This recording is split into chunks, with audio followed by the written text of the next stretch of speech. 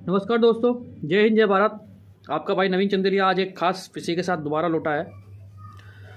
दोस्तों, आज मैं आपसे बात करूंगा कि मतदान और मताधिकार क्या होता है और हमारे देश के अंदर मतदान और मताधिकार का क्या महत्वपूर्ण हिस्सा एक राजनीतिक विचारधारा से आपस में इन विचारधारों को जोड़ता है।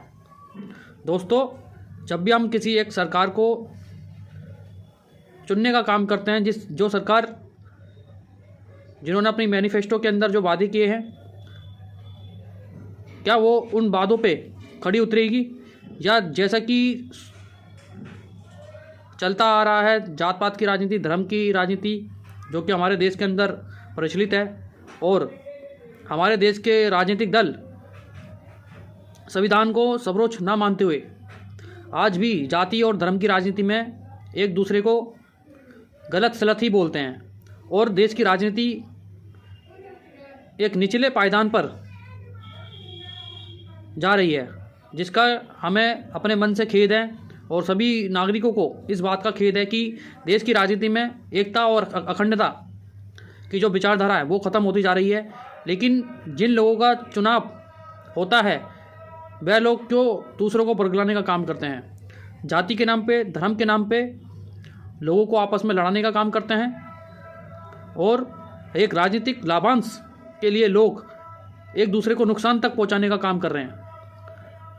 दोस्तों, ये वो लोग हैं जो राजनीतिक सत्ता को पाना चाहते हैं और लोगों के मन में डर और दहशत का डर की जो विचारधारा है, डर और दहशत की जो विचारधारा है, ये लोग नागरिकों के मन में डालना चाहते हैं ताकि ये लोग फूट डाले और देश की राजनीति में शासन करे। क्योंकि ये लोग जब राजनीति में पदार्पण करते हैं और इनका लक्ष्य यही होता है कि लोगों को गुमराह कर देश की सत्ता को हासिल किया जाए, और जब हम उन कार्यों को ना कर पाए जो नागरिकों के सामने जो उन्होंने बातें रखी अपने मैनिफेस्टो के अंदर, अपने देश की राजनीतिक विचारधारा को लेकर जो उन्होंने बातें रखी उस पर खड़ा ना उतरना इन लोगों की एक गलत मानसिकता दर्शाती है। अब आने वाले समय में निगम के चुनाव भी हैं दिल्ली के अंदर। दोस्तों, आप कुछ राजनीतिक दल आपके पास आएंगे और आपसे धर्म के विषय में और जातियों के विषय में बातें करेंगे और आपको बरगलाने का कार्य करेंगे, क्योंकि इनका एकमात्र जो विचारधारा है सत्ता में स्थापित होना है। और अगर मैं आपसे यही बोलना चाहूँगा कि अपने मताधिकार का इस्तेमाल आप ठीक पूर्वक करोगे, यही मेरी आपसे आशा है। 26 जनवरी 1950 को एक संविधान लागू हुआ था, जिसका जो संविधान हमारे देश में सर्वोच्च संविधान माना गया है।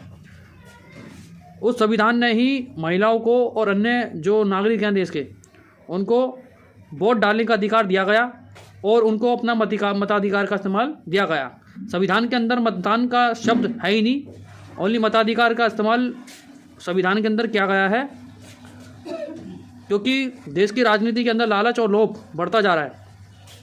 तो मैं आपको बता देता हूँ मताधिकार और मतदान का मतलब क्या होता है। लोग बोलते हैं कि मतदान, जब भी इलेक्शन होते हैं, जब भी चुनाव होते हैं, जब भी आप किसी व्यक्ति का चयन करते हैं जो आपका प्रतिनिधित्व करेगा, आप उनका चयन कीजिए, आप उनको मतदान दीजिए। मतदान हम किसी को भीख में मतदान नहीं दे रहे हैं, ये कोई भिखारी वाली चीज़ नहीं है। ये हम किसी को भीख नहीं दे रहे हैं, ये हमारा अधिकार है, ये जनता का अधिकार है। जनता अपने मतदान का इस्तेमाल ना करके मताधिकार का इस्तेमाल करती है, जो कि संविधान के अंतर्गत हमें इस अधिकार को दिया गया है। और जब आपसे मताधिकार ले लिया जाता है, उसके बाद इन मताधिकार का इस्तेमाल गलत चीज़ों में किया जाता है और राजनीतिक दल अपने संगठित लोगों के लिए ही कार्य करते हैं और जनता को वह बाद में भूल जाते हैं और उनको बाद में नुकसान पहुंचाने का काम करते हैं। दोस्तों, आपको बताना चाहूँगा मैं, मताधिकार हमारा एक अधिकार है और इसको मतदान के अंदर ना तोलिएगा। मतदान जो होता है, जनता जब किसी को मतदान देती है तो वह अपना अधिकार का इस्तेमाल करती है, और हम किसी को या जनता किसी को भीख में इस मतदान को नहीं देती है, दान नहीं करती है। यह हमारा एक संवैधानिक एक अधिकार है जिसका जनता इस्तेमाल करती है, और संविधान के तहत हम एक सरकार का निर्माण करते हैं, और सबसे ज़्यादा जो भागीदारी होती है सरकार का निर्माण करने की वो जनता की होती है। अगर जनता वोट नहीं देगी तो ये जो लोग प्रतिनिधित्व करना चाहते हैं, लोगों को बरगलाना चाहते हैं, ये लोग कभी नहीं आ पाएंगे। और अगर आपको कोई कैंडिडेट अगर आपके वार्ड से अगर आपको समझ में नहीं आता, या आपको लगता है कि ये कैंडिडेट लालची है और ये कैंडिडेट ठीक से काम नहीं कर पाएगा और ये अपना हमारे वार्ड का प्रतिनिधित्व नहीं कर पाएगा, तो आपको बताना चाहूँगा, एक मशीन के अंदर नोटा का इस्तेमाल होता है, NOTA नोटा, जिसमें उन कैंडिडेट्स को वह लोग, अगर कोई कैंडिडेट अब आपके वार्ड से आपको समझ नहीं आता है और आपको लगता है कि ये कैंडिडेट ठीक नहीं है और हमारे वार्ड के अंदर आके ठीक प्रकार से काम नहीं करेगा, और आपको लगता है कि इस व्यक्ति पर थोड़ा शक है, तो आप नोटा का इस्तेमाल कर सकते हैं, उस बटन का इस्तेमाल कर सकते हैं। वो इसलिए ही बनाया गया है कि आपको अगर कोई पसंद नहीं है तो आप उस बटन का इस्तेमाल कर सकते हैं। ये भी हमारे पास एक अधिकार है कि हम, ज़रूरी नहीं होता कि हम किसी व्यक्ति को चुनें और वो व्यक्ति काम ही करेगा ठीक से। ज़रूरी ये होता है कि राजनीतिक व्यवस्था में ऐसे भी लोग आएँ जो राजनीतिक विचारधारा को समझते हुए और राजनीतिक हित को समझते हुए, देश हित को सोचते हुए, राष्ट्र हित को सोचते हुए वह लोगों के लिए काम करे और लोगों की समस्या का निवारण करे। जैसा कि लोग राष्ट्रीय हित में ना सोचते हुए लोग अपने लिए ही सोच रहे हैं, और लालच लोगों के मन में बढ़ता जा रहा है। उनको सिर्फ राजनीतिक लाभ और राजनीतिक लाभांश ही उनके लिए सब कुछ है। तो दोस्तों, आप मतदान ना डालकर आप अपना मताधिकार का इस्तेमाल करेंगे, मेरी आपसे यही आशा है। और मैं आपको बताना चाहूँगा, पहले क्या होता था, राजा होता था और एक होती थी प्रजा। तो पहले क्या होता था कि जो राजा था वो जो कहता था वही सर्वश्रेष्ठ माना जाता था। लेकिन अब हमारे देश के अंदर लोकतांत्रिक व्यवस्था है। जैसा कि पहले मैंने बताया कि एक राजा और एक होती थी प्रजा। जो राजा कहता था वही प्रजा को मानना पड़ता था, और प्रजा राजा की बात मानती थी और राजा के हिसाब से उनको चलना पड़ता था। लेकिन अब ऐसा नहीं है। अब आप एक ऐसी व्यवस्था में रहते हैं जिसमें लोकतांत्रिक व्यवस्था है, जिसमें जनता को राजा चुनने का अधिकार है, शासन करने का अधिकार है। जो नागरिक हैं वही एक ऐसे व्यक्ति को प्रतिनिधित्व करने का मौका देते हैं जो व्यक्ति अच्छा हो और उसमें लोभ लालच ना होते हुए लोगों की सेवा करे, लोगों की मदद करे, लोगों की समस्या का निवारण करे। क्योंकि अब जो राजा है वो हमारी प्रजा है, जो हमारी जनता है वही राजा है। आने इस समय के अंदर मैं आपको बताना चाहूँ, क्योंकि हमारी देश की जो लोकतांत्रिक विचारधारा है वो जनता को सर्वश्रेष्ठ माना गया है। और लेकिन गलत तब होता है जब कोई व्यक्ति जब सत्ता में आता है तो उस सत्ता का दुरुपयोग करता है और उस सत्ता में बैठने के बाद खुद राजा बनने की कोशिश करता है। ये गलत है। प्रजा की नज़रों में तो आप प्रतिनिधित्व हो, आप प्रतिनिधित्व कर रहे हो किसी क्षेत्र का या वार्ड का, लेकिन जो हमारे देश की जनता है वो सबसे बड़े राजा हैं।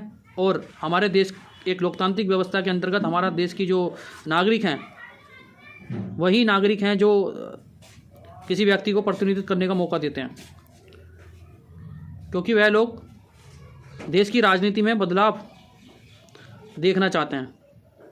दोस्तों, जो हमारे देश की नागरिक है, जो हमारे देश की जनता है वही सर्वश्रेष्ठ है, और हमारी देश की जो जनता है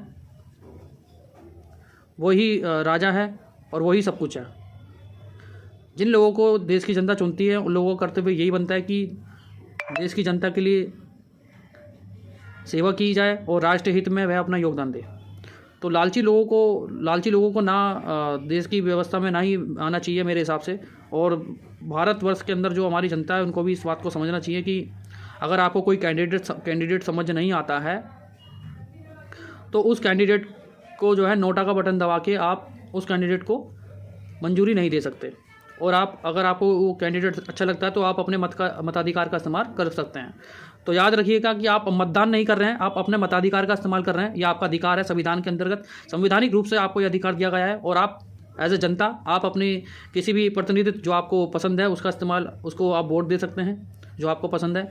लेकिन लालची लोगों का हो सके तो बहिष्कार ही कीजिए, मेरी आपसे यही आशा है। और आप अपने मताधिकार का अधिकार समझते हुए उसका इस्तेमाल करेंगे और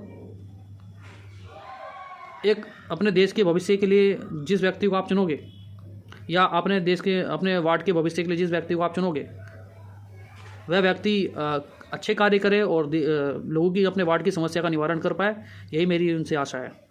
तो दोस्तों, ये आपके सामने खास विषय कि मतदान और मताधिकार का क्या मतलब होता है। अब मिलेंगे एक नए विषय के साथ। जय हिंद, जय भारत।